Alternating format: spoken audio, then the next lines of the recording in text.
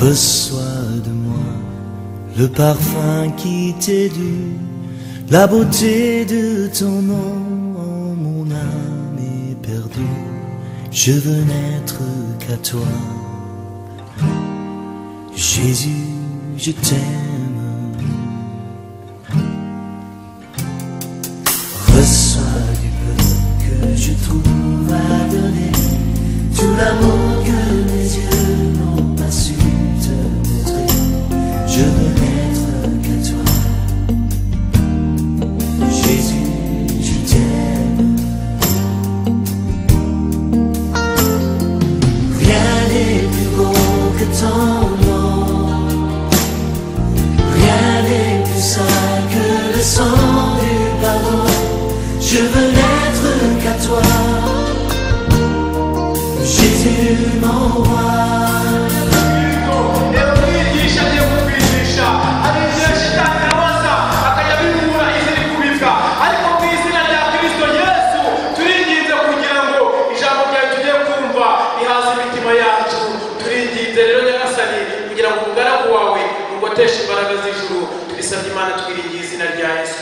Yesu ashimwe. Muraho twongere dusuhuzanye tubwirane ngo Yesu ashimwe. Murakoze cyane. Imana ubushize twaganiriye kwizera kwa Aburahamu kandi kwatumye Imana imuhoraho cyane.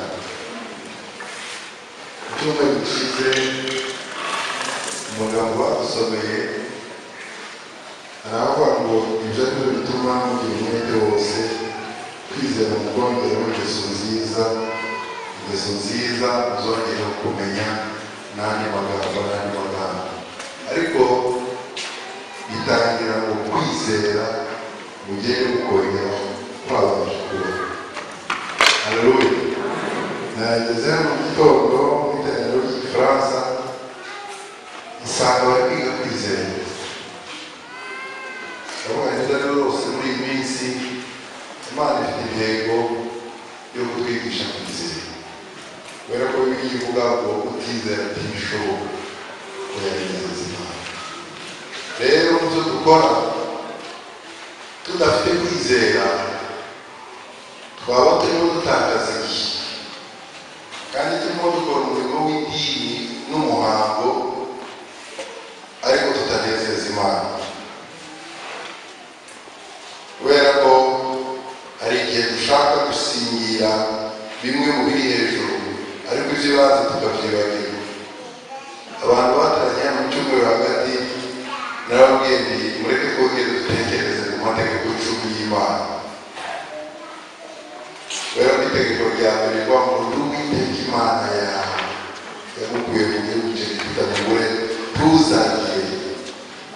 Uwiteka Imana yawe yagukuye mu gihugu ntuzagire izindi mana mu maso yawe. Rero iyo umuntu atizeye Imana ushaka ibindi bintu wizeye wihishamo bikagusimburira Imana, icyo gihe rero ntabwo wizeye kandi Imana ikubara nk'umugome, kubera ko Bibiliya ivuga ngo icyaha ni ubugome. Natekereje uyu munsi tuganire amagambo ya Yosefu. Yosefu yarizeye kandi kwizera kwe maze igihe kinini gutekereza nsanga Yosefu nubwo yanyuze mu bigeragezo byinshi ariko yari afite kwizera. Reka turambure za Bibiliya zacu dusoma mu gitabo cy'Itangiriro. Igitabo cy'Itangiriro turahera ku bice 30. Ndagira ngo tugende tujyaniranye,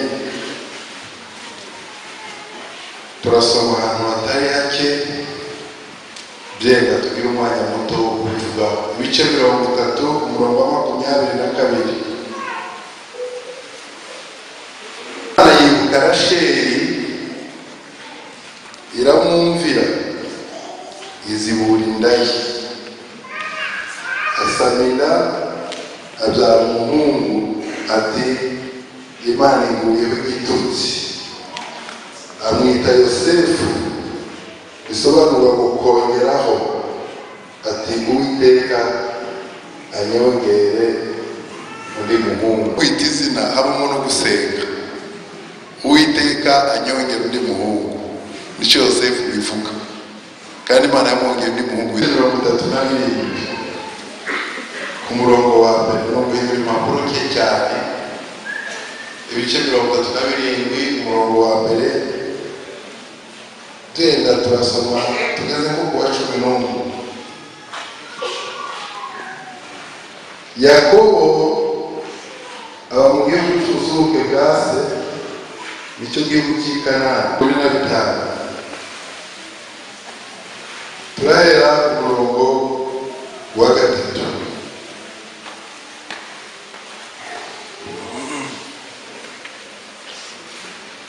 turageza ku wa 11 dusimbe tuje kuri 26, ibice 45 umurongo wa 3 tugeze 11. Yosefu abwira bene se ati ndi Yosefu, data aracyariho? Bene se bashaka icyo bamusubiza kirabura, kuko bahagaritswe imitima no kuba imbere ye. 6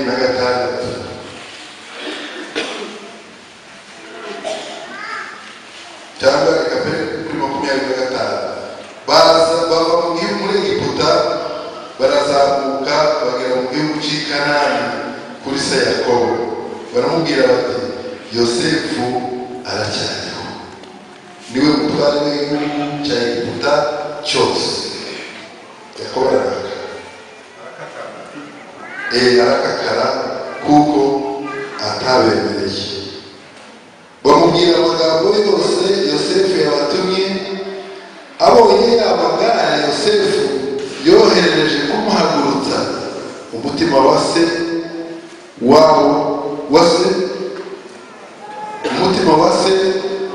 wabo Yakobo urahembuka. Sinzi impamvu asomye neza.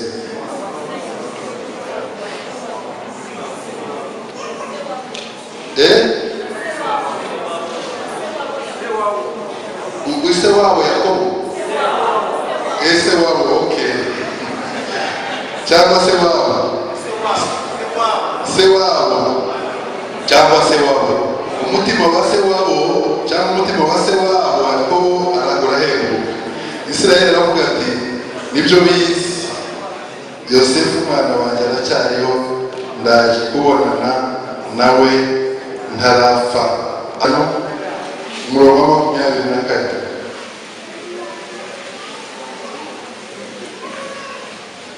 Ibice 50 umurongo wa 24. Ararita Yosefu abwira bene se ati ngiye gupfa, ariko Imana izabura kubagenderera ikabakura muri iki gihugu ikabajyana mu gihugu yarahiye Aburahamu na Isaka na Yakobo kwizaba. Abaheburayo ibice 11 umurongo wa 27.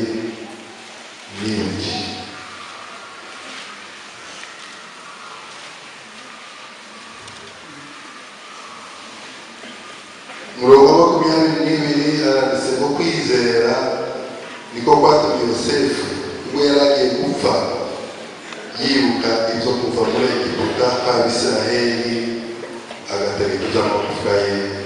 Amen. Sinziza cyane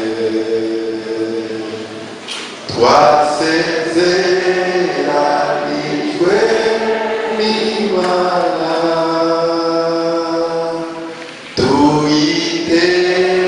tuyitegereze twizeye, kuko data idufitiye. Tuzeranijwe n'Imana, tuyitegereje twizeye, kuko data ayidufitiye. Umuntu utizeye ko data dufitiye isi nziza cyane, biramugoye tuzayijyamo.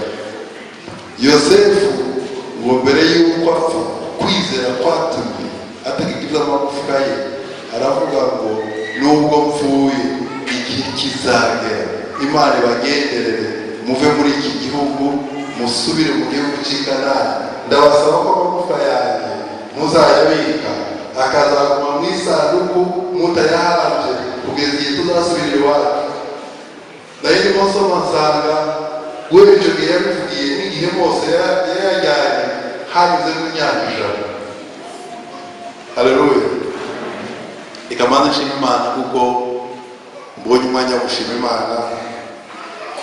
Nari maze igihe kinini numva nkeneye gushima Imana ku bindi Imana iri gukora muri iyi minsi.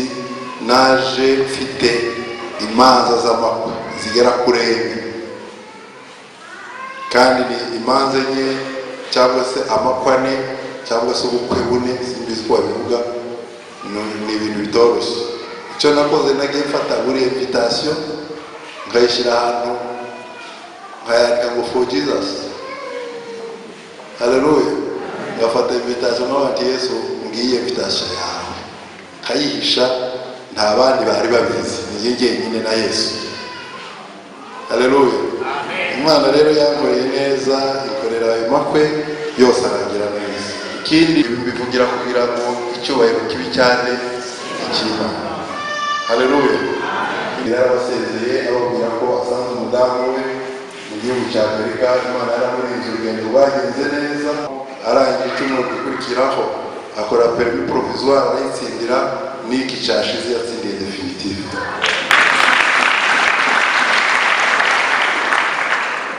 Kandi ashima Imana ko umwe mu bana banjye uri mu Buganda uyu munsi yujuje imyaka 15.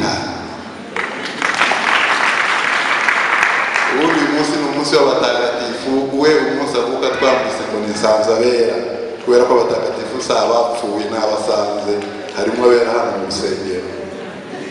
Haleluya. Turabera w'Imana ni ku ijambo ry'Imana ritubwira.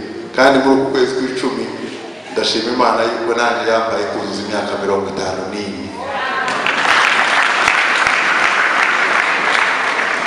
Bambaye surprise mu rugo bategurira gato mujye kubona ngo abinjiranye gato n'abimana bamugisha. Aya magambo tumaze gusoma ya Yosefu ni amagambo aremereye kandi amagambo y'ibyiringiro, ni amagambo yo kwizera.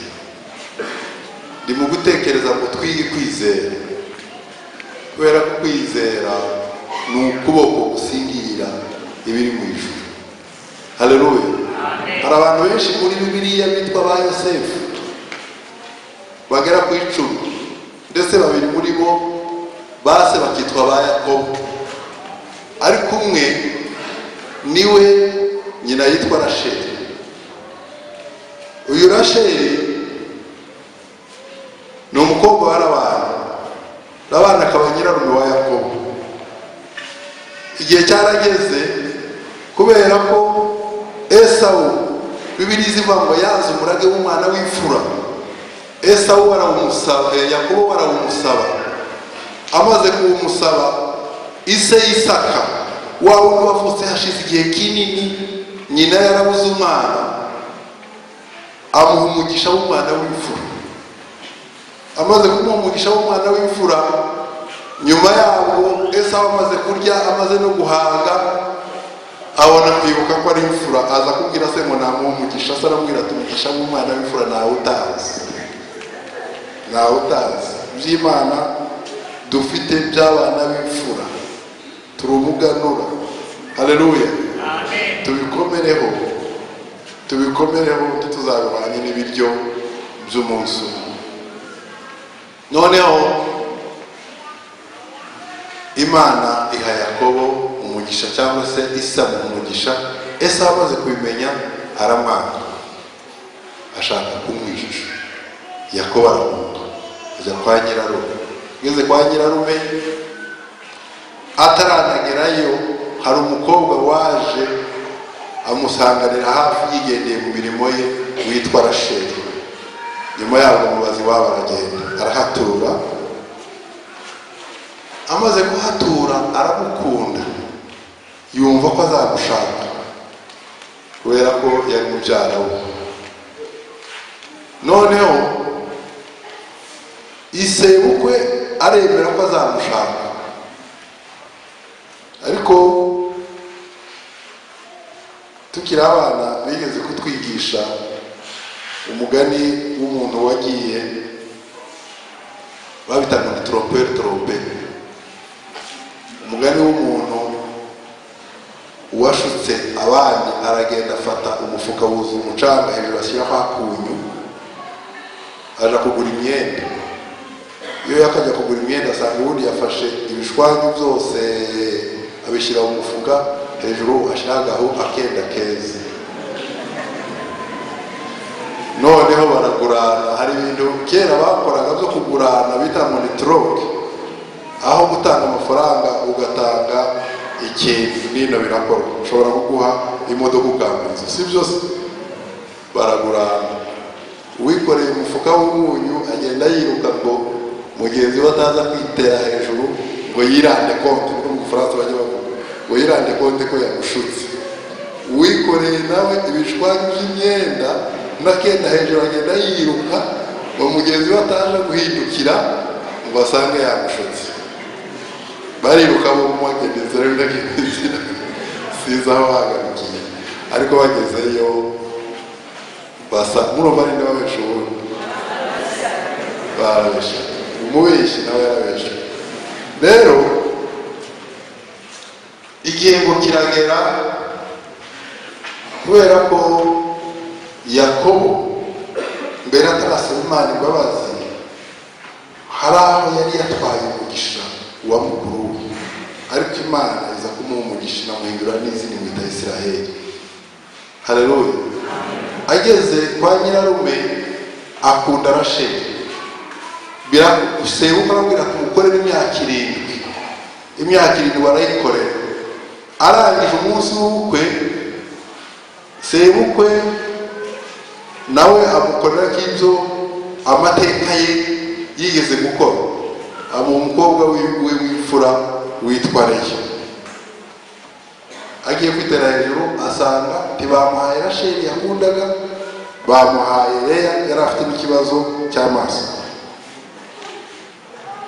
Agiye kubona sebukwe aramubwira atoya twebwe hano mu muco wacu tujya dutanga umwana w'imfura murumuna wiwe agihari, niba umushaka kubera ko icyo gihe bemera gushaka abagore benshi ugende nawe umukorere iyindi myaka 7. Arayikora, ariko urumva umugore mukuru abaye Leya, sibyo? Ariko umutima wa Yosefu umugore mukuru ninde? Ni Rasheli, kuko niwe yakunze bwa mbere. Leya atangira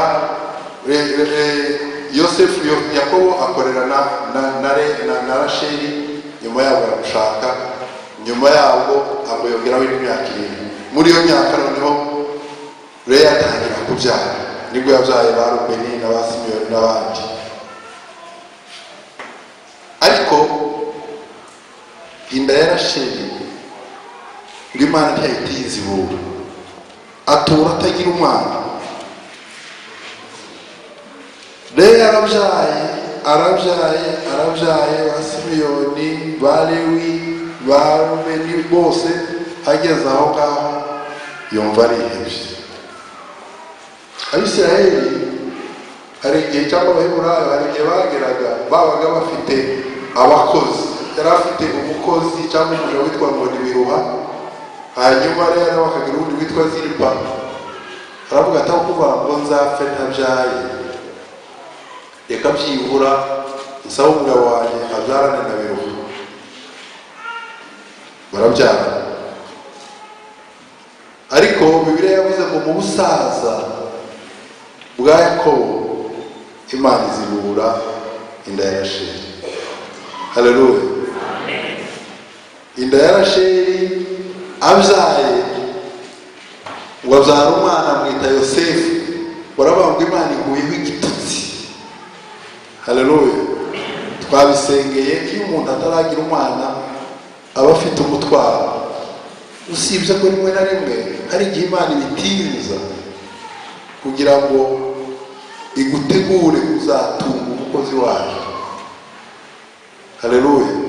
Nubwo twarabiganiriye mu minsi ishize cyane kuko bayisaka baratinze, ba Samusoni baratinze, na Yosefu yaratinze, kandi gutinda kwabo kwagize igihe kinini. Burya imizi y'imbwija n'imizi y'inturusu ntingana, kandi uko imizi irushaho kujya hasi niko n'igiti kiri hejuru kirushaho gukomera. Haleluya. Ndabivuga kubera ko n'umugoronome. Ubundi urebye imbuto z'imbwija n'iz'inturusu zirangana ni kimwe, ni nka za zindi tubona bene za karoti. Mu buryo nkatwe bagoronome kubara imbuto z'inturusu biratugora, tuba dupfa kugereranya ngo mu kiro hova mu zingana gute. Ariko imizi y'inturusu iramanuka igategura ko igiti kizazamuka hejuru kikazakomera. Nawe imbwija kubera mwizi kwihamara amezi ishobora kugarukira muri metero zingahe cyangwa muri santimetero zingahe. Rero rimwe na rimwe abana batinze kuvuka imizi bikirimo imanuka. Haleluya. Kugira ngo bazazamuke bagere hejuru bakora ikintu kizanyeganyeza isi. Haleluya. Ikintu kizanyeganyeza isi. Iminsi ishize twasomye turi kumwe n'abana ngo Eliya yari umuntu nkatwe cyangwa umuhanuzi w'Imana. Haleluya. Rero Yosefu nyina Rasheli yabaje kugira ikibazo cyo gutinda gutaha. Umukobwa umaze imyaka 7 akobowe, bwacu umunsi wo gutaha, umunsi w'ubukwe bigapfa. Bamwe bakwimanika bashaka akagozi bakindagamo, ariko arihangana. Barasaka usiyindi imyaka ingahe 7 bahe ingahe 10 no gusaza kwari bitangiye kuza.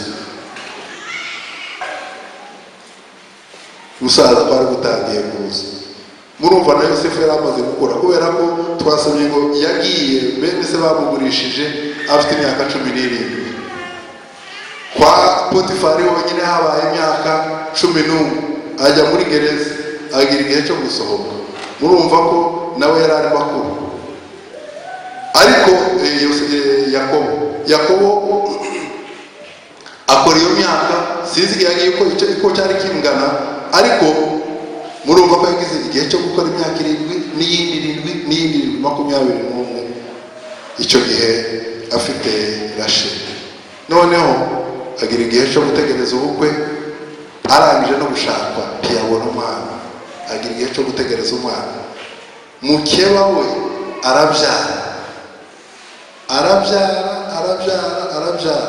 baho bagera kuri 7. We nta n'umwe ati basi fata birumu. Igihe kiragera ngo Imana imuhumana. Haleluya. Twasomye ngo Imana izibura inda ye, arabyara. Aravuga ngo Imana iguyeho igitutsi, ngo kandi wazitwa Yosefu, ngo bisobanura ngo kongera, kugira ngo Imana inyongere undi muhungu. Haleluya. Yabyaye Benyamini ahita apfa. Ntabwo Benyamini we yakuze ngo abone nyina, ariko Imana amwongera undi muhungu. Yapfuye yabonye amasezerano. Haleluya. Rimwe n'ubuhanuzi ahantu bunagoreye nayo ndimo byibaza. Ahangaha yarose avuga ngo nabonye ngo izuba n'ukwezi, izuba ni se, ukwezi ni nyina, inyenyeri 11 ni bene se, ngo byose binyikubita imbere. Sinzi igihe Rasheli we yamwikubise imbere, kubera ko igihe yazamuwe mu Egiputa Rasheli we yari yarapfuye, ariko niko Imana yabyerekanye byose. Nubwo Rasheli ataragihari, ba nyina wabo byenda bari bahari nabo baje. Imana ifite uko yabibaze. Haleluya. Noneho rero Yosefu aravuga, avugira ahantu hitwa Harani. Bukeye bagishekemu, ageze Shekemu niho ubwo ise yamubwiye ngo naje gusura bene se. Ageze mu kiraro bamurangije bati Karosi araje, sitwe twamubona. Bategura kumwica. Izo kumwica zabaye inzira nyinshi. Bamwe barava ngo ducukure urwobo tumutemo, abandi baravuga bati tumwice, abandi bati tumugurishe. bamaze kumugurisha urumva Rubeni we nka mukuru we yarazi ngo nibamuta mu mwobo baramara kugenda cyane cyane ko bamwe mu bari bamufitiye ishari byenda ari abana babaja kuko bavuga ati uyu nguyu niwe Murangwa Isi aramukunda ajya mudodeshereza imyenda nayo ndimo soma ngo iriya koti ngo ryari koti rigera kuri poye rikongera rikagera hasi ku birenge hariya amasogisi ajya yambara. Haleluya. Ntabwo yari mini kandi ngo wari umwenda w'abantu b'abatanzi b'abami abapresi utapfa kwambarwa ngo na mayibobo. Mu yandi magambo ngo abana bo mu muhanda ntabwo yapfa kwambara ngo uriya mwitero Yakobo yarafa wari umwitero w'umwihane. Haleluya. Ushaka kwerekana ngo nubwo hari n'abakubanjirije ariko mu byifuzo mu mutima wanjye wagomze kuba ari we Muragwa wanjye. Niyo mpamvu twasoma ngo dore urubyaro rwa Yakobo ngo Yosefu yaramaze imyaka 17. Hari ahandi usoma ko ngo dore urubyaro rwa Yakobo bakavuga ngo Leya yabyaye Rubeni n'abandi ariko Rubeni ikibazo yaje kugira hari amakosa yakoze.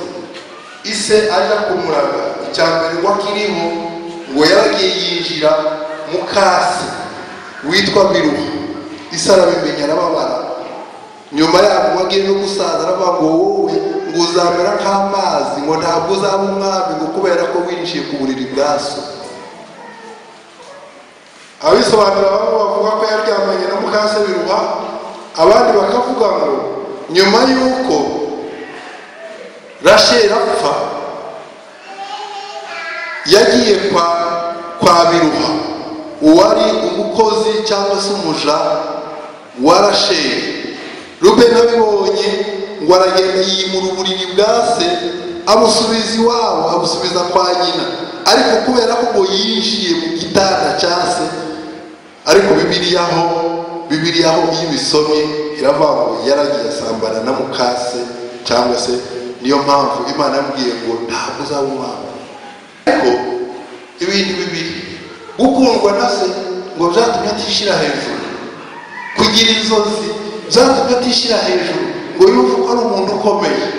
Ikindi cya kabiri kwagwa na bene se ngo byatumye adacika intege ngo yumve ko ari ntacyo azimarira mu buzima bwe ngo cyangwa se yigira umurakare ngo bitume atazajya anavugana na base na bene se. Iyi inzozi zazaga arababwira ati narose uko bakimwanze ko bamurakariye akabwira ati nyamara inzozi zindimo zirakomeye. Haleluya. Zirakomeye zifite isoko sinshobora kuziceceka nkunda mwanyanga ndazibabwira. Kandi nabonye imiba y'ingano. Mu yandi magambo izi ngano ndi kubabwira nizo za mbere muzaheraho muza kumfukamira kubera ko nizo muzaza mushaka. Haleluya. Nabonye imiba 11 irahagarara irazenguruka uwanje usigara wemye yanyu irubama cyangwa se yagira apfukamira uwanje usigara wemye. Byabaye baje gusaba ibiryo baragenda miba koko ijya gupfukama. Haleluya. Kubera ko bari bashonje. Twasomye ngo hari hakiri imyaka 5 yiza baragenda ubwa mbere hari ibyo bakoreraga bagasubirayo, baragenda ubwa kabiri rimwe akabaza kubasubiza amafaranga bagaruka bagasanga bagiye bafite ya mafaranga bajanye guhaha. Yahagera akabaza ngo agasa n'ubafunze kugira ngo byibura arebe ukuntu bazagera aho ngaho bakamumenya biranga. Nyuma yaho ngo akafata igikombe cyiwe none ngo akagishira mu muba wa Benyamini. Bageririya bakagaruka ati burya bwose ni ibibyara mwageze naho munyiba igikombe. Ariko ibyo byose ashaka kugira ngo abamenyereze ntibyagomba. Kandi kwangwa indwara zose zabaye muri Bibiliya ntizakunzwe kuko tubitekereza. Hari umuririmbyi wavuze ngo hata ukitenda mema watu watakuchukia tu, hata ukitenda mazuri watu watakuchukia tu. Byumvikana ko gukundwa no kudakundwa ntiyaba impamvu yo kudakorera Imana ngo tuvuge ngo ntibangu. Ni byiza ko dukomeza gukorera Imana. Mu Nowa wakagira kwizera ko kwihangana cyangwa kwihangana ko kwizera, kubera ko mu bintu yakoraga mu gihe cyiwe bigize kuvuga ngo ku bice bakivuge igihe kirekire. Aburahamu we yagize kumvira ko kwizera. Tekereza kuva ku mwana wawe w'imfura ufite amasezerano, Imana irakubwiye ngo ngaho mutange, ntabwo kwari ukwizera gusanzwe. Bibiliya yakubwiye ngo nubwo udafite umwana, urubyaro rwawe ruzangana n'inyenyeri zo mu kirere cyangwa n'umusenyi wo ku nyanja. Bwaca umwana akamubona, amara kumubona atarabona rwa rubyaro rungana n'umusenyi cyangwa n'inyenyeri, ngo Imana iramubwiye ndashaka kubaha Imana. Bamubwira ati nyamara ibintu byose bifitiyeho uburenganzira usibye wowe, kuko barambwiye ngo uri umugore we, ntabwo rero cyo kwiyandurisha kuryamana nawe. Bigera naho umugore washaka kumufata kugufa amwambura umwenda, Yosefu ariruka. Haleluya. Bibiliya zivuga hari aho dushobora guhunga icyaha twiruka. Haleluya. Hari igihe ushobora kugenda gahoro ukabona Satani yagucakira ukiruka. Imana ishimwe. Aragenda, kandi umwanditsi umwe yaravuze ngo ikintu gikuru ngo éviter la tentation, ngo est meilleur que résister la tentation. Ngo kwirinda kugwa mu mosha ngo nicyo gikuru kuruta guhangana na mosha. Bigushobokeye kuyirinda biraruta kuvuga ngo yarwemo cyangwa se uhure nayo ubone guhangana nawe yakugezeho. Iyo ubonye inzira zose zikuganisha kuri tentation, kwigeragezo, kirinde hakiri kare. Haleluya. Yosefu rero aririnda yitwara nk'umugaragu ukiranuka, kandi Imana imuha umugisha.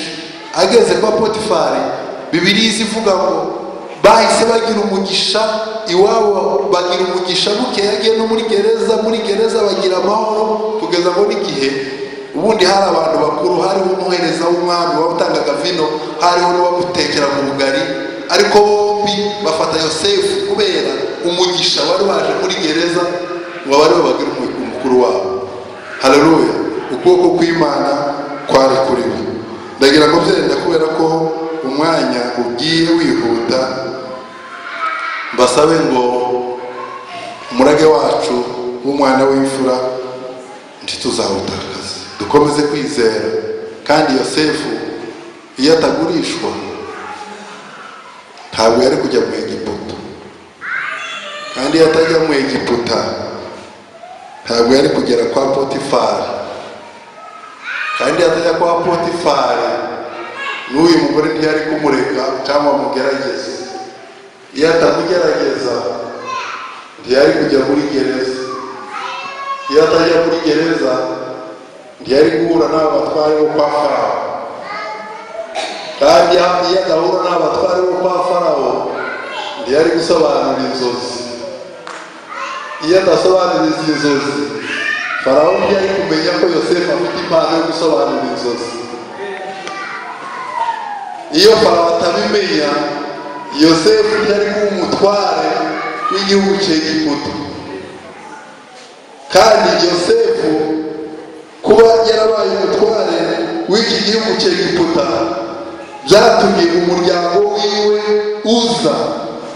uza nawe nturibuke wicwa n'inzara. Iyo ataza kuba umutware, umuryango wari kwicwa n'inzara, kandi uyu muryango iyo wicwa n'inzara. Ngiye kubihimuraho uyu munsi, murambona mwari mwabinkoreye mugira ngo sinzakomera, ariko arababwira ati muhumure. Bagira nabo bamubwira ise amaze gufata, data yaravuze ngo n'umuntu upfuye uzirinde kwihorera, ariko Yosefu ntiyihoreye. Haguruka nawe niba wumva umutima wawe rimwe na rimwe hari igihe umuntu agukorera ibintu ukavuga ati icyaba wongera ubushobozi mwereke. Kandi ikindi, Imana irashaka abantu banyuze muri izo nzira kugira ngo ibakoreshe iby'ubutwari, ibaho ubwenge bwa Yosefu bwo kubasha guteganya icyakiza abantu. Ubwoko bwose aho kwicwa n'inzara, Yosefu wenyine gusa agahinduka igisubizo. Ese urashaka kuba igisubizo cy'isi yose? Uzi ko waba igisubizo cya Butare yose, cy'u Rwanda rwose, cyangwa cya Afurika yose? Izina ry'Imana rihabwa icyubahiro. Haguruka niba ushaka kuba ibisubizo. Reka nsabe Pasiteri Deo aze abasengere. Singiriza ubwo buntu yatugiriye, n'urukundo rwe n'imbabazi n'imigisha yatwungukira. Byenda mbere yuko asenga, niba hari umuntu wumva akeneye gukizwa uyu munsi, kwakira Yesu nk'umukiza we kugira ngo nawe agende mu bushake bw'Imana, azamura ikiganza we tumusengere by'umwihariko. Hari uhari ushaka kwakira Yesu mu bugingo bwe, wazamura ikiganza. Niba hari uhari nazamura ikiganza mbere yuko dusenga, tumusengere by'umwihariko. Ndabona bahagurutse ntabagiye, hariho mwene data igira imbere kugira ngo tumusengere. Niba hari n'undi nawe nazamura ikiganza kugira ngo abadiyakoni bategure imisambi, tumurambike ibiganza by'umwihariko Yesu abakire. Hari uhari nawe wazamura ikiganza, turagutegereje. Niba hari uhari ukeneye kwakira Yesu Kristo ubwa mbere, azamura ikiganza tumusengere. Hariho imisinzi zacyane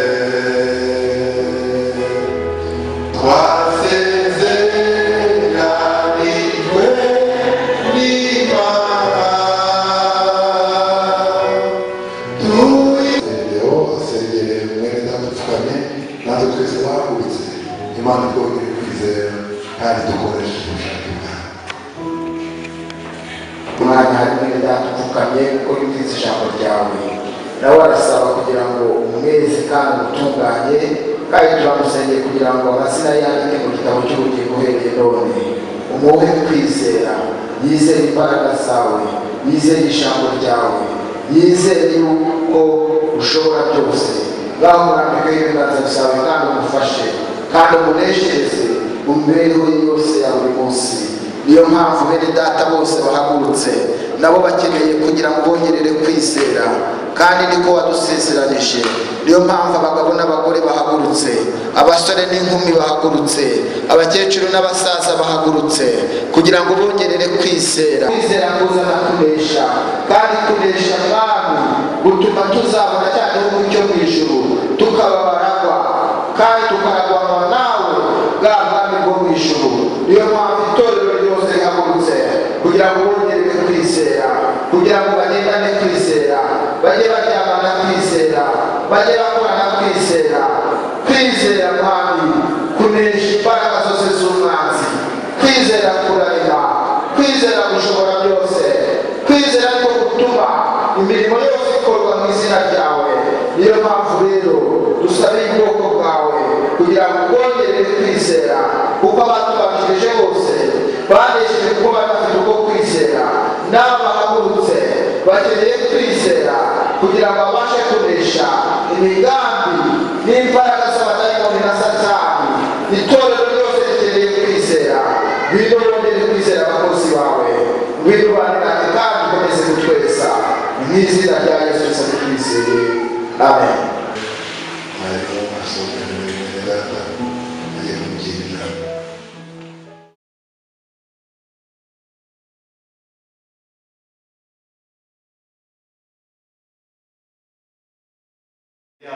turi kumwe wenda n'abandi bayobozi cyangwa tukaba tuderege nk'akarere tuze kubabwira icyavuyemo, niba ari undi mushumba, niba muzabagarutse, niba ari umushyashya, ibyo byose biri imbere, ariko icyo tubabwira nacyo mu gisengere. Ayo mezi 3 rero umushumba azasengera handi pastori Gerard Bayire ni huru yaza hano yasenga, icyo yahagazeho mu murimo w'ubushumba, kuyobora paruwase kubera ibyo bamusabye gukora. Ibyo rero ibyo byatumye ahagarikwa by'agateganyo kuko habayeho urwandiko rwo mu kwa 9 umusaba ibyo ntiyabikora, mu kwa 10 tariki 12 haba urundi rw'ururembo ntiyabikora, kuri 16 z'ukwezi kwa 12 bafata umwanzuro wo kuvuga ngo nabahagaze ku buyobozi, izo nshingano zo kuyobora akemura ibyo bibazo, hanyuma nabirangiza inama izongera yicare imenye ikikora. Murakoze cyane, icyo twagira ngo tubabwire tukibagezeho ubwo twabaye batinze nibyo bwihererekanya ububasha byari bitaratungana kuko yari ari mu bukwe, tugeze bivuga ngo mperuka hano yari akiri mu bukwe, ariko ubukwe bwararangiye. Murakoze cyane, ndagira ngo uyu muyobozi wanyu mwakire rero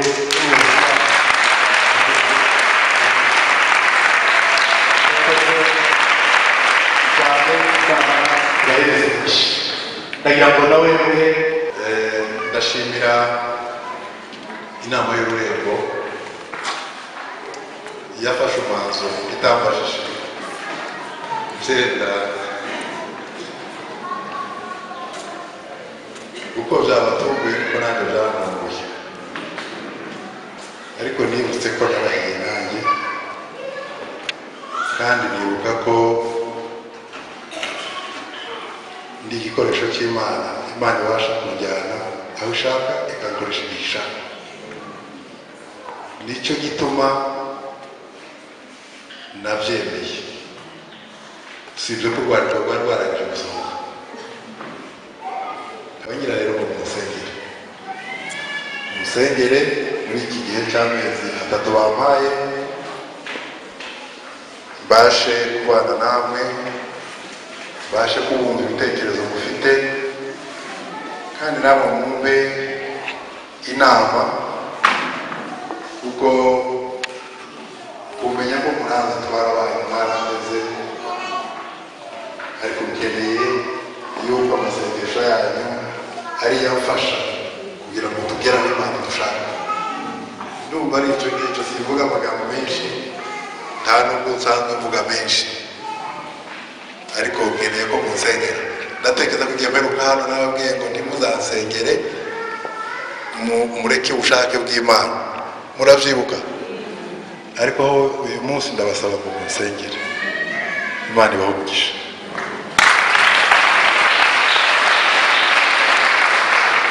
Arakoze, reka nakire rekontabule w'ururembo rwacu nk'uko abivuze mu gusenga, usengera umuyobozi muhawe w'amezi 3. Koko inama yamwemeje nta itamubwiye, ariko baravuga ngo inama iramushimye, ibonye akwiriye, ari ukwiye guhagarara muri uwo mwanya muri iki gihe cy'amezi 3. Imushimye rero ko abayobozi nk'abo nta kindi cyasubiraho inyuma, nawe babimugejejeho, nawe ndanabimushimira. Nawe ngiye kubera imirimo myinshi nzi agira, nari nzi ko bimugora bimuvuna, ahubwo imirimo nzi pasitori nubwo ari pasitori ariko agira imirimo, Imana izamufashe atwemerere. Ndamushimira rero kuko yatwemereye muri iki gihe cy'amezi 3 akemera kwikorera uwo mutwaro uremereye cyane, hamwe n'Imana n'amasengesho yabo bizashoboka rwose, kuko dushobozwa zose na Kristo uduha imbaraga. Ikindi tubasaba nk'abakristo, ari nayo mpamvu iyo musigaye murebe uko twari tungana, icya kabiri kiragiye, no kwirinda amagambo y'abantu, kwirinda amagambo abantu bavuga. Burya iyo ushaka gukiranuka ugira amagambo make mu buzima bwawe. Nta muntu ugira amagambo menshi mu bari wabaho umukiranutsi. Yewe ntawe nzi.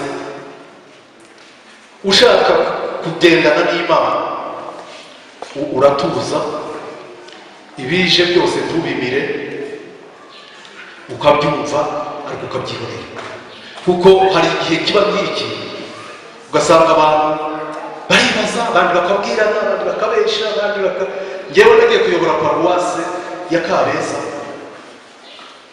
ni hariya ku Mayaga Gakoma, aho bita Gakoma umupaka n'Uburundi. Umushumba yaguye nabwo bwa mbere nari mbibonye, ngira ngo n'abandi benshi ntawe birabaho, nibyo byabayeho kujya kuyobora paruwase, ubundi turasimburana, ariko kugwa ntabwo yari yahagaritswe, yari yaguye, yashatse umugore wa kabiri. Abantu bari bitiro barabizi, barasuye nabo nasengerewe kuko nahayoboye imyaka 7 nsanga ni ibibazo bigeze njya kujya yo kuvuga bashi abakristo barandiriye, nanjye ndarira mu Imana ngo imboye iki ko nakoze neza bashi.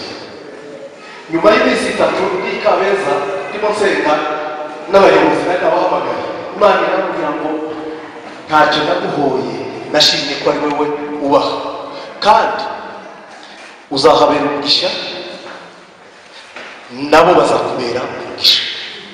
Nsaba Imana imbabazi n'abandi babarira Imana nari nibeshye, kuko uwo munsi bananjyana banshize mu modoka banjyana, madame wanjye bamubaze hariya, hari ku itariki 19 z'ukwezi kwa 7 2003, gaze itaramuvamo, bari bamukoreye operation, gaze itaramuvamo. Ubwo urumva nyine banjyanaga kunshitse, nanjye ntazi bw'iyondi, nibaza mvuga nti ni uruhurirane rw'ibigeragezo ntazi uko bigenze, ariko Imana impumurije sinongeye kugaruka no kumureba, kandi si uko mwanga ndamukunda cyane. Imyaka 30 n'imisago tubanye, umva ntabwo ari mikeya yo kubana neza no gukundana. Ariko abakristo, hari abakristo bamugobotse batari banamuzi, batarabonyoboye, bamubaho baramurwaza kugeza umunsi ava mu bitaro. Nge nahise njya kuri uwo murimo mubamo, kuko wari ukomeye, mubamo kugeza asohotse ibitaro. Ndaza ntamwe ni warababaye, amaze gukira toya, sinababaye, namenye icyo wari ugiye gukora naho wari ugiye. Cyaje kubabwira iki? Cyaje kubabwira nk'abakristo bagize igihe bicyana, abakristo beza tuzi tunashima twese muri izi paruwase za. Reka nkibabwire, ntabwo nahoraga nkivuga. Iyo ndimo mvuga paruwase nziza muzo tugira, mvuga Cyarwa, babwira nti Cyarwa ni paruwasi ikuze, ifite abakristo bakuze bazi icyo gukora kandi bahatuye kandi bazima. Simbeshe, sinza nakabya, nzambivuga muzobibaze, muzumva bibwira hari abandi twabiganiriye. Uko niko bimeze. Paruwase nk'iyo rero ntabwo mugomba kuba ngo mugire amagambo, ibyo birashika mwangunda, ariko bakandimura bakanjyana iburasirazuba nkajyayo, nagira ibindeba byanjye mpuye nabyo mu kazi, ibyo bigashika, ariko mwebwe mugakomeza kuba abakristo. Ntabwo naza ngo nababwire ngo bibaye gutya, nababwira nti nimunsengere, unsanze wenda ikibazo nahuye nacyo, sengera Imana ifashe nkomeze, ndebe ko uyu mwanya nyuzemo nzawusohokamo.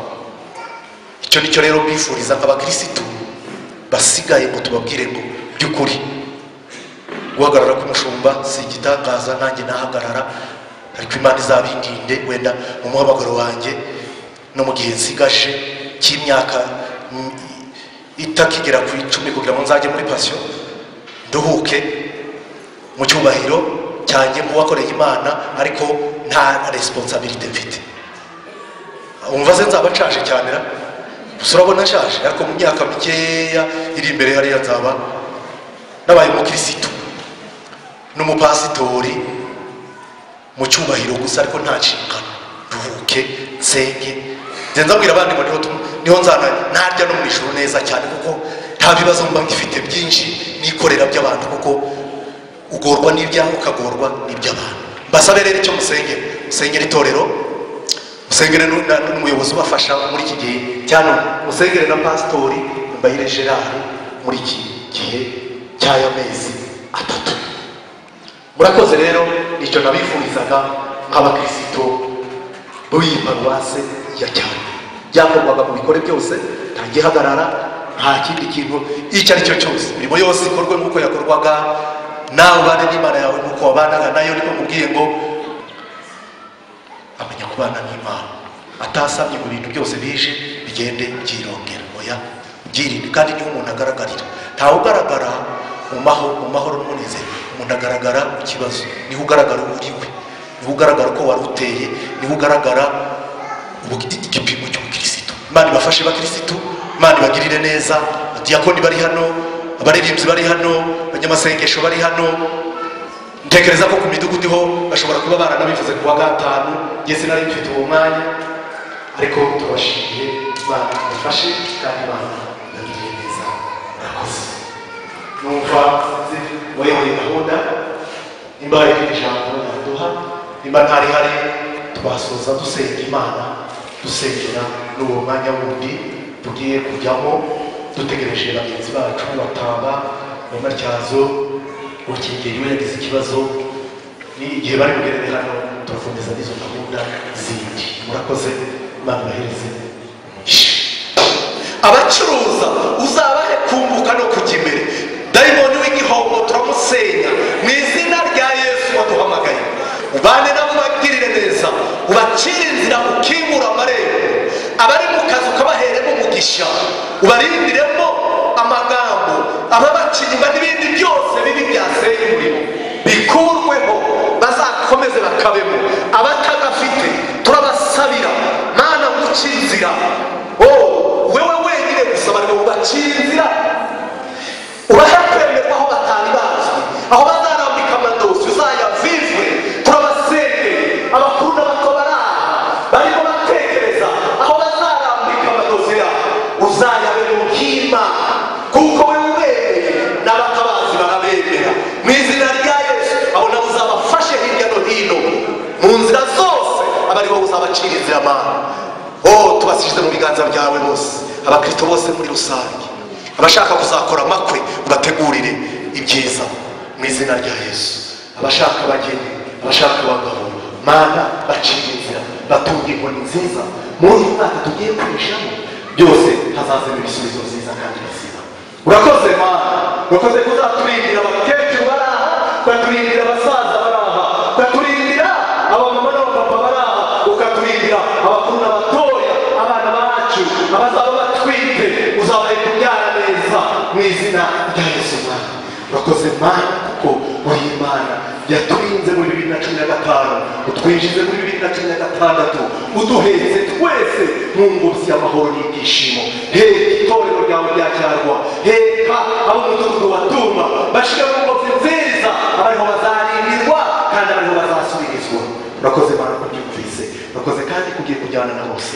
Tugushimiye kuko uzumvise, tugukomera n'amashi kuko Mana bari mu izina rya Yesu. Amen. N'urukundo rw'Imana no gufashwa n'Umwuka Wera bibane natwe twese ibihe bidashira. Amen. Mujyane n'amahoro y'Imana.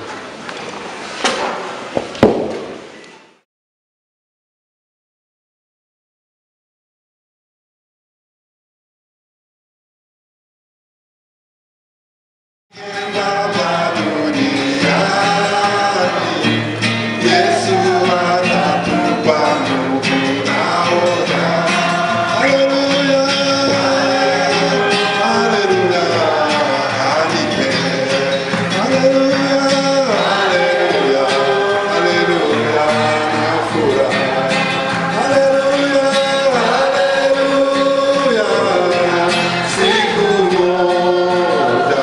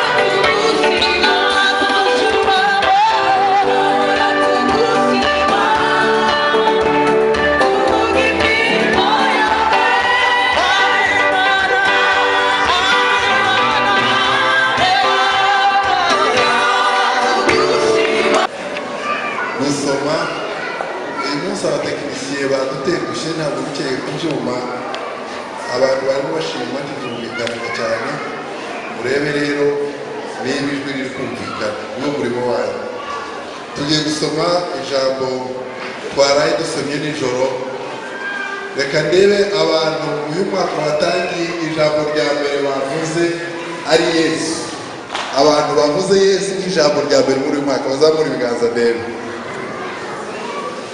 bavuze ijambo Yesu mu kanwa kabo nk'ijambo ryatangije uyu mwaka bazamura ibiganza Yesu abamugisha ijambo rye baratubwira ngo Yesu ni Alpha na Omega niwe ntangiriro n'amaherezo ibitangiranye na Yesu birangira neza haleluya rero uyu mwaka ni uwa Yesu twatangiranye na Yesu n'ibindi bizajya biza byose icyo tubwira Yesu tuti burya niwe twatangiranye n'ubu turacyari kumwe twaraye dusomye ijambo ryanditse mu gitabo cya Filimoni igice cya mbere icyo gice cyonyine afite umurongo wa mbere niwo twahereye ndagira ngo mugufashe rwose kubwiriza kuko ntabwo ndi kumva abantu bari inyuma simpamye ko bari kumva neza haranditse ngo Pawulo imbohe ya Kristo Yesu na Timoteyo mwene data turakwandikiye Filimoni ukundwa dusangiye umurimo na Afiya mushiki wacu na Rukipo umusirikare mugenzi wacu n'itorero ryo mu rugo rwawe ubuntu bwe muri mwe n'amahoro biva ku Mana Data wa twese no ku Mwami Yesu Kristo shima Imana yanjye iteka ngusabira ko nsenze aho niho twarangirije nijoro kuko numvise iby'urukundo rwawe no kwizera kwawe ugirira umwami Yesu n'abera bose kugira ngo gusangira ko kwizera kwawe kubabere kugira akamaro kubwo kumenya icyiza cyose kiri muri twe iri jambo ubushize bw'amanga ni ijambo rivuga ngo ufite uburenganzira ufite full power ufite imbaraga nubwo ufite ubushize bw'amanga bwose muri Kristo bwo kugutegeka ibikwiriye ese bukukwiriye kugira ngo musubize cyane ukwiriye kubw'urukundo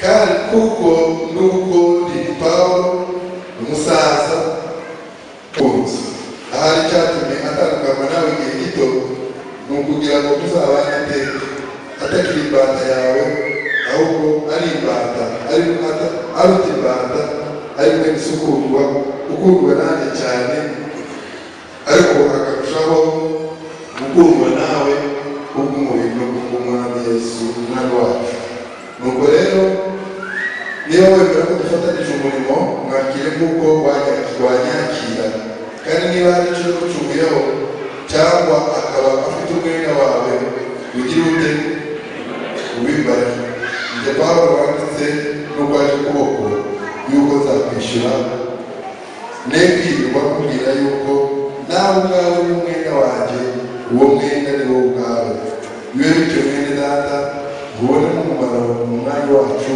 uruhura umutima muri Kristo mwandikiye niringiye ngo uzayanyumvira zimwe uzahora n'inshuti ibyo mvuze kandi ikindi ndemuriraho nzacyumvika kuko niringiye yuko niba amasengesho yanyu muzampawe Epafura uwo tubohamwe muri Kristo Yesu atudasha na Mariko na Sitariko na Dema na Luka abo dusangiye umurimo wa Natasha Umwami Yesu Kristo ubane mu mitima yanyu amen kandi ndaje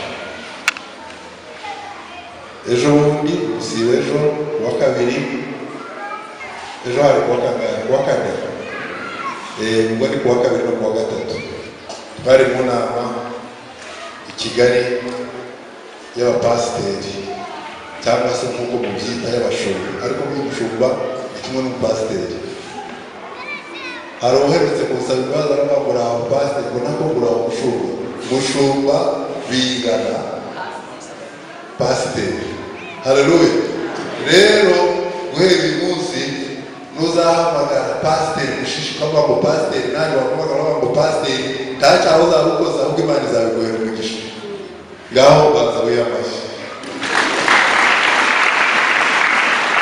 pasiteri ni igifaransa ni iryo tandukanyirizo nubwo byenda mu mvugo ya ADEPR kuvuga ngo umushumba ngo ushinzwe paruwase cyangwa ushinzwe akarere cyangwa ushinzwe ururembo, ariko umupasiteri wese ni umupasiteri.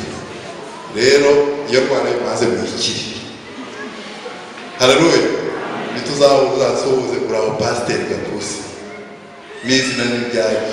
Mwumvise ko rigenda yavuze ngo duhagurutse gushima Imana nk'umuryango wa gapusi, sibyo? n'abapasiteri ari mu muryango wa gapusi, murabyumva? rero kuri we ni uburenganzira bwe bwo kuvuga mu muryango wa gapusi. Izo bindi z'ubupasiteri iri iruhande b'abango diregiteri ahandi n'ahandi. Pasiteri Rabeli ni pasiteri, Mushishi ni pasiteri, Nowa mu minsi itarenze 4 azaba ari pasiteri.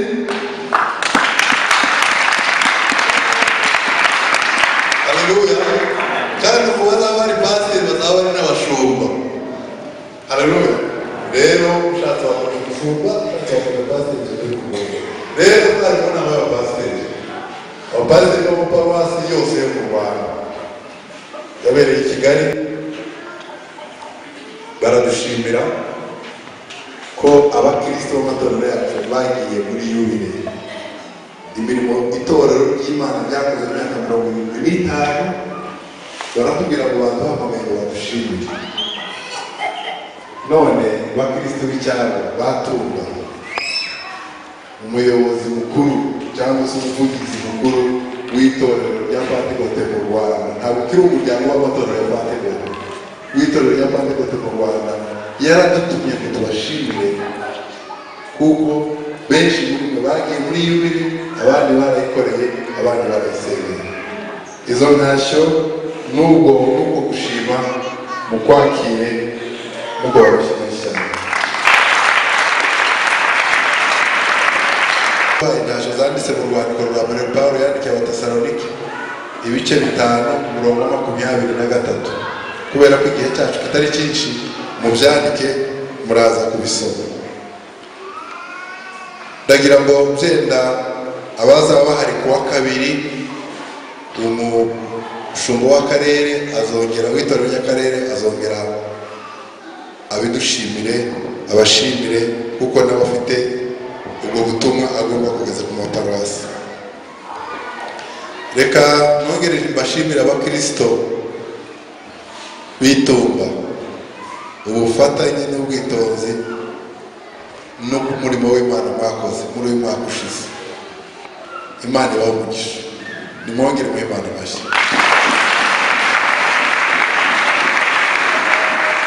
Imana idakiranirwa, izi kureba ikareba n'ibiri mu mutima, abantu bose bakoze bakiranuka izabagororera.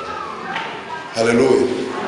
imirimo mwakoze Imana izayibagororera. abayobozi banyu, reka nsabe abadiyakoni aho bari bahaguruke, nsabe abashumba bari hano imbere bose nabo bahaguruke, na mwarimu Nowa. ubwo twavuze ko abaye gushumba byarangiye, hasigaye umuhango. aba nibo bayobozi b'uyu mudugudu. ndagira ngo abakristo aho mwicaye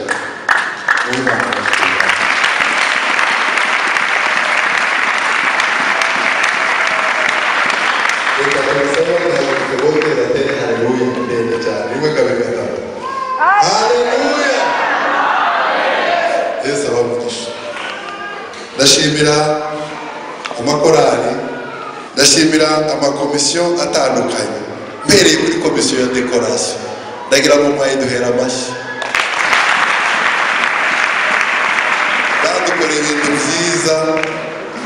ibintu byiza guhera kuri Noheli n'uyu munsi. Imana ibahe umugisha. abashinzwe kominikasiyo nabo Imana ibahe umugisha. hari uburyo bwinshi mwagiye mumenyesha amakuru y'ibintu byiza biri gukorwa muri iri torero ryanyu.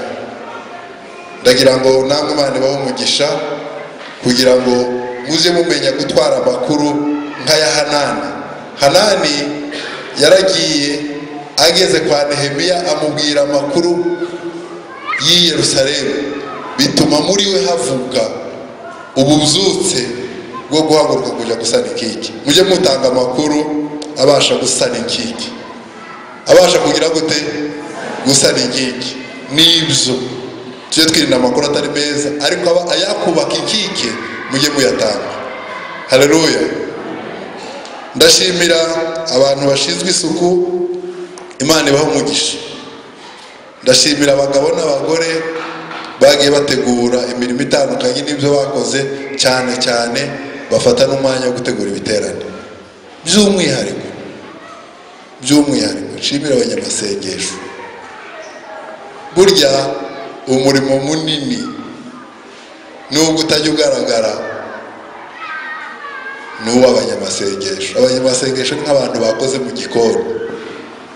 Burya abantu dukunze kutaha agaciro imirimo yakorewe hariya mu gikoni, ariko nta mudamu wagabura ibiryo bitatetswe neza. Byamushimisha? Burya amasengesho niyo ahisha ibiryo. Abanyamasengesho bakora umurimo wo gusenga, Imana ibaha umugisha. Reka nongere nshimire ababaye muri iki giterane guhera nijoro no mu masengesho. Icyakora Tumba, umubare waba wambaye muri iki cyumweru bari baje mu masengesho, Tumba yaje ari iya kane. Iberwa bari 280,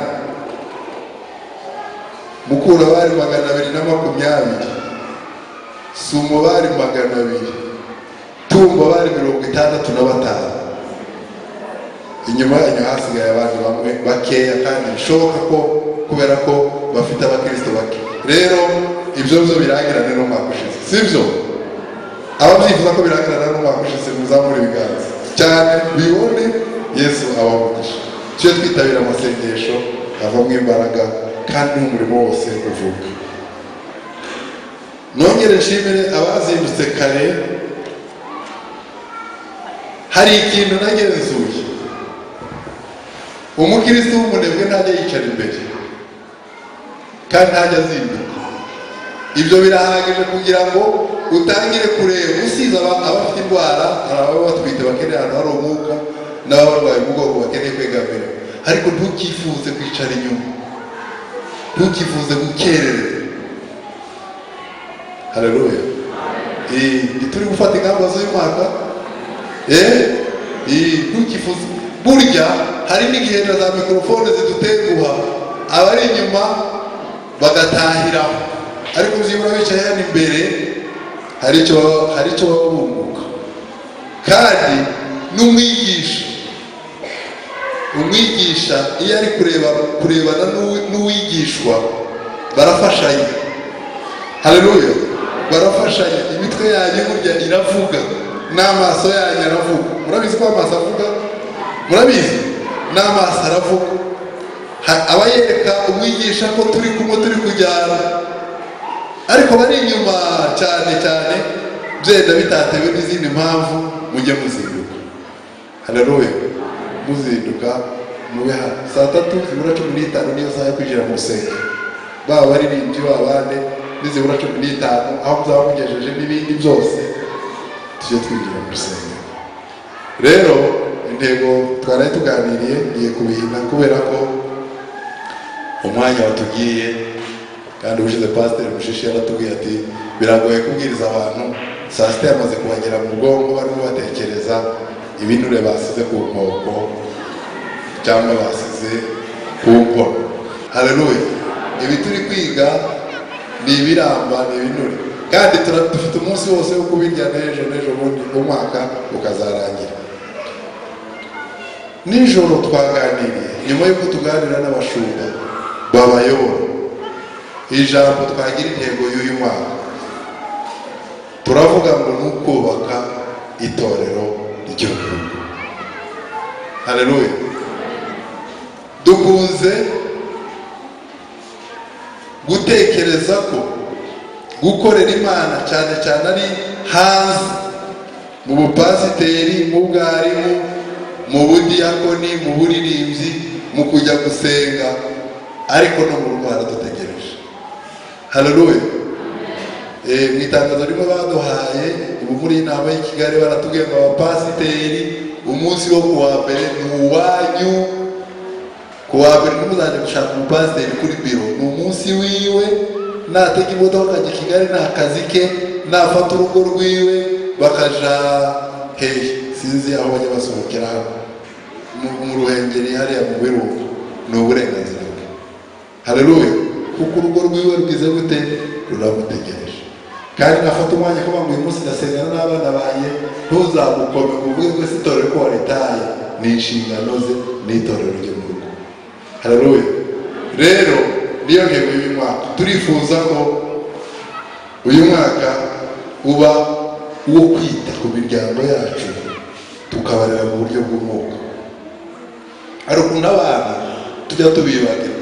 Kera ngo abantu bakuru nibo baryaga ibishyimbo, bukeye igishyimbo kimwe kirayoba kijya mu biryo by'abana, umwana akwira ngo agiye gusanga ibindi, kubera ko yumvaga adafite uburenganzira bwo kugira gute bwo kurya ibishyimbo. Kera tukiri abana twaragishaga tukabaha tunywa amata gusa. Noneho umunsi umwe abantu baza kudusura bakazana umutsima, ubugari bwa kawunga. Bwahagera abantu bakuru nibo bari bafite uburenganzira bwo gufata igice kinini.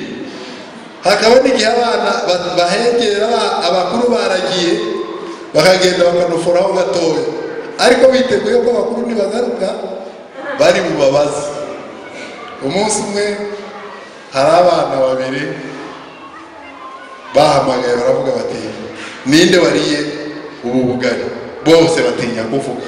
Noneho baza guhamagara ngo bamushyira ku ruhande bati kanaka yavuze ko ari wowe, nawe atari ko twabusangiye. Urumva nta burenganzira yari afite, ariko n'izibika zari iki zaramage, kandi gutaza agakura baga iki umutavu. Ndagira ngo bene data abana ntitwumve ko ari abo kwicara gusa no ku bisambi. Hari igihe mubagurira imyenda myiza hariya mu mujyi, akaza kumwicaza ku musambi. Ubu nta mvura yaguye, imvura nigwa turaza twakandagira ubwondo bagende bicara hariya ku misambi. Nibarangiza nutaha utangira gukubita umwana ngo wiyanduje, yanduje se atari we wabiteye. Dufate igihe twegera abana bacu tubaganiriza ijambo ry'Imana. Haleluya. Bibiliya iravuga ngo nibamara gukura ngo ntibazabivamo. Siko birivuga. Niyo ntego y'uyu mwaka. Ndatekereza ko tuzagira igihe kinini cyo kubiganiraho. Dusoma inkuru za Filimoni Pawulo amwandikira avuga ko ari kumwe na Timoteyo, hanyuma aramubwira ngo ndakwandikiye wowe Timoteyo. Yari ari kumwe n'abandi bantu babiri, uwitwa Afiya n'uwitwa Rukipo. Umwe yaramwise ngo ni mushiki wacu, undi ngo ni umusirikare mugenzi wacu, ariko aravamo n'itorero ryo mu rugo. Haleluya. Ndabandikiye avuga ukuntu bafite urukundo, afite ukuntu bafite ukwizera, kandi uwo rukundo no kwizera kwabo byamamaye, n'Imana irabinezererwa, n'abakristo birabafasha. Arangije aramubwira mu rugo iwabo imbaraga zo kukinesha ahandi zigomba gusubira zigatangirira mu rugo. Haleluya. Naho ngaho, kubera ko aho umwanzi guterera niho nawe ushira imbaraga mu ngabo. Naho ngaho sinabaye umusirikari, ariko abasirikare barabyumva cyane. Niba bazi ngo bazaterwa baturutse ku Kanyaru yo hepfo, aho niho bazashira imbaraga mu basirikare, kuko bazi ko umwanzi azahava. Rero Satani utera itorero kenshi yatangiriye mu rugo, natwe imbaraga zo kumenyesha tuzitangiriye mu rugo. Uyu mwaka uzarangira dufite ubuzutse. Imana ibamugisha. Mureke duhaguruke dusenge.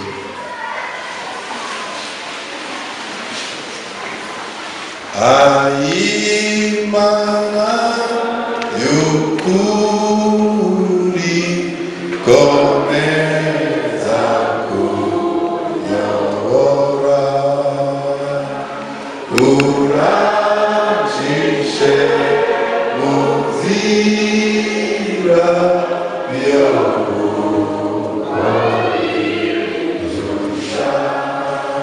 Mami,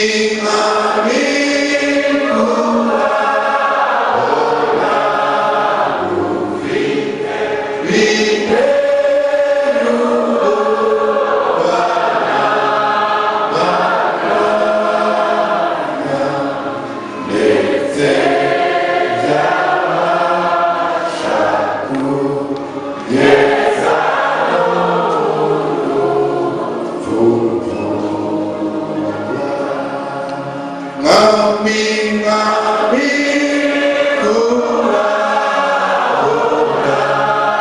Kamfite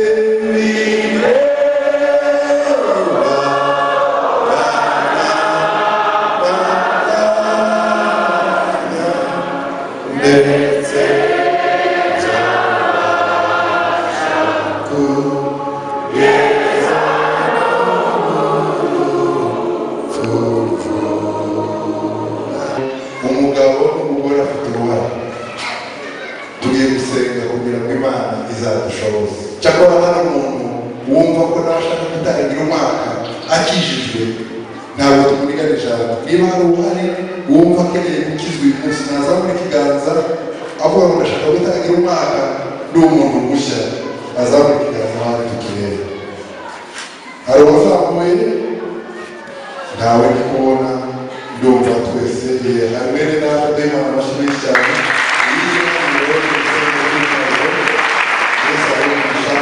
hari ubundi uhari nawe wazamura ikiganza nawe kugira ngo tumusengere buriya wundi nawe namanuke Yesu arumva Imana amashyi menshi n'akabara bazamusanga upfukameho hari ubundi nawe uhari wumva akeneye kwezwa imbere y'Imana kugira ngo uyu munsi Imana imubabarira atangira umwaka ari umugenzi ujya mu ijuru niba hari uwari nazamura ikiganza ntawe ndi kubona rero turagira ngo Pastor Mushishi asengera abakristo bahagurutse kugira ngo itorero ry'urwego rw'Imana ridufashe kubyubaka narangiza Pastor Deo Pastor Lambert nawe aze asengera bene data Mana data turagushimiye ko waturinze mu mwaka utambutse wa 2015 nubwo hagiye harimo ibibazo bitandukanye ariko nanone warinze urukingo rwacu tugushimiye kuko twinjiye muri mwaka wa 2016 tugushima kandi tuguhimbaza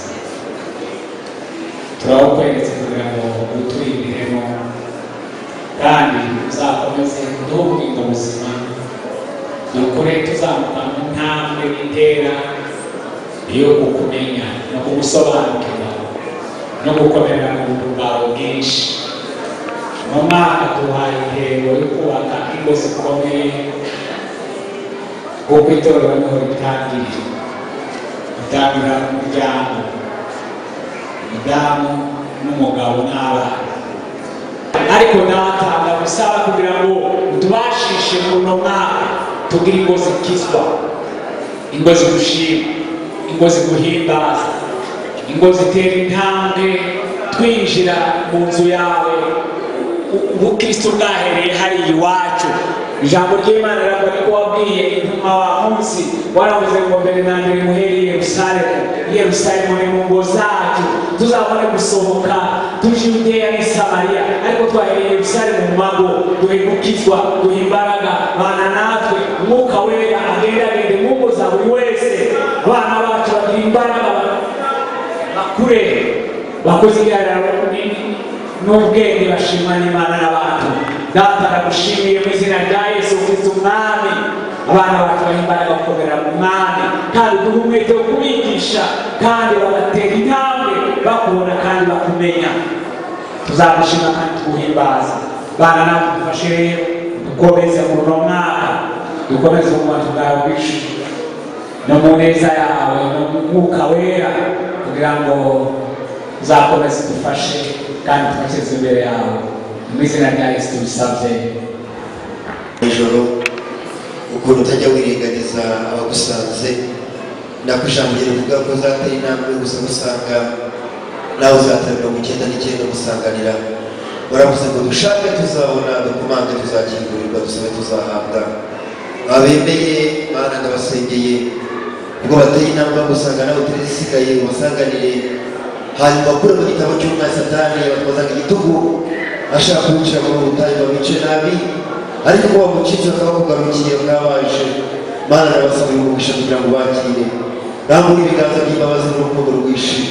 bagirira imbabazi bakire basanganize ubugwaneza kuko badusanze umuntu wese ukamwakiriza ubugwaneza muri twebwe uhagize amaraso ya Yesu Kristo umwana wawe ukunda hano hantu baciye bugufi bagapfukamisha amavi y'umutima n'ay'umubiri bibiri muri dusayida y'amaraso kugira ngo buhagirwe namara gukorwaho ibyaha byabo byose iribisa n'ibyaha mbese ibizinga satani yagiye abatera byose namara kubikuraho maze kwibakiza wakure mu gitabo cy'urupfu bareke mu gitabo cy'ubugingo abangaba bahinduka baragarwa n'ijambo kubera ko bakwegera bakabegera ahantu hawe mbese umuco uhagutse waho umwana umugisha barambura amaboko ubwiza bw'Imana bwo kuri bo umwuka w'Imana basange kandi abigisha mu impande zose maze abanyabura bigisha gukora ibyiza mu rugendo rwabo batangiye mu izina rya Yesu uzabarinde gusubira inyuma azabarinde gucogora azabarinde kunanirwa umwuka n'abasura akabasanga azabanyabura bigisha gukora ibyiza kandi azabarwanira intambara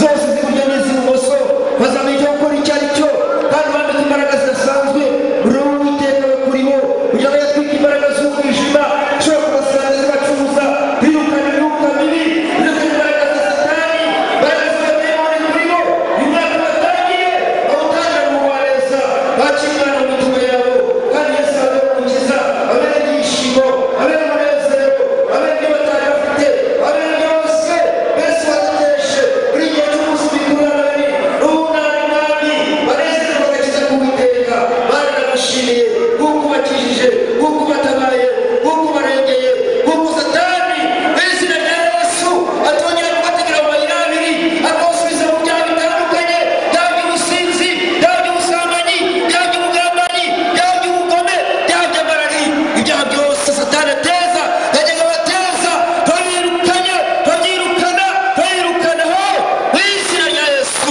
katika jina la Yesu mwuka wera w'Imana mwuka w'ibitangaza mwuka n'abasure mwuka n'abagendere mwuka n'abahanzeho mwuka n'abayobore bwiza bw'Imana bugaragare kuri bo bereye nonaha iteka ryose bajye bakwiringira bakwizere kandi mu nzira bari gucemo hari amajwi bashobora kumva ayo majwi agenda babwira ko bidashoboka imwanya bakire ko bishoboka mu izina rya Yesu ko batangiye umwaka wa 2016 bishoboka ibyo batangiye barashobora ibyo bagezaga ntibikunde ibitangire byemere muri uyu mwanya mu buryo bw'umwuka no gutekereza mu buryo bwo kwizera no gusenga ibitangire byemere muri uyu mwanya kuko batangiye umwaka byemera mu izina rya Yesu mwuka n'abasura bemeze ko byose bishoboka kandi barabere kwizera gushya kugira ngo bazagere mu gihugu cy'ijuru wo kwizera intwari ikomeye bashobora kwitwaza muri uru rugendo urakoze ndagushimiye mwami kuko